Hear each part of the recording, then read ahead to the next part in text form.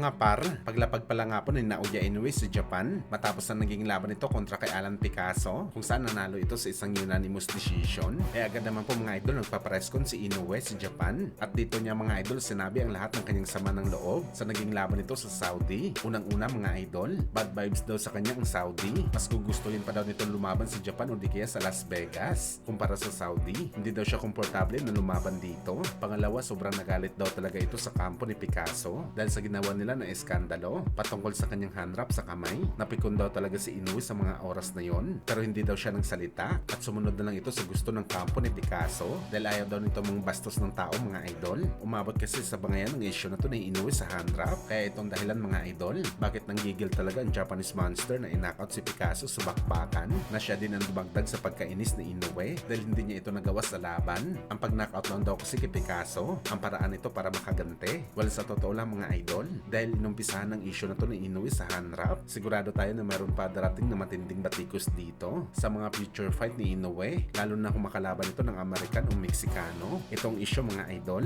na talaga matagal mawawala sa isip ng mga boxing fans. Kagaya na lang sa nangyari sa ating pambansang kamao Manny Pacquiao na binansagan ito ng isang fence user na nikailan mga idol hindi pa nagpositibo si Pacman sa drug test. Kaya mag-expect talaga tayo mga idol na mababatikos pa talaga si Inoue sa issue nito sa handwrap.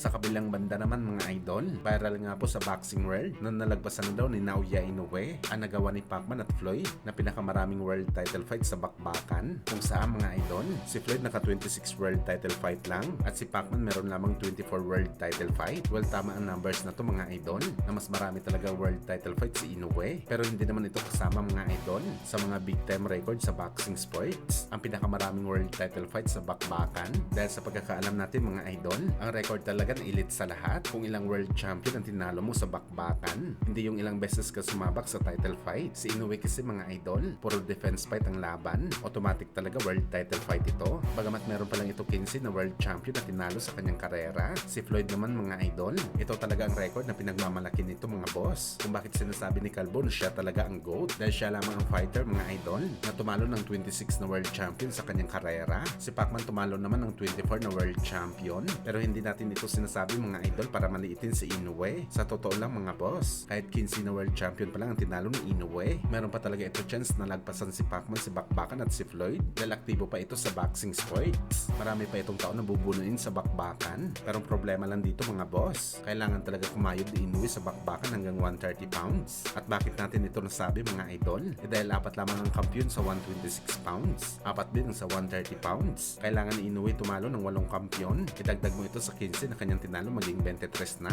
Ang the rest dito mga idol, pwede na gumawa ng rematch si Inoue sa mga kampiyon, mga 3 o 4 na beses para mapantayan nito si Floyd. Tunog imposible mga idol, pero meron pa talaga chance si Inoue dahil aktibo pa ito sa bakbakan.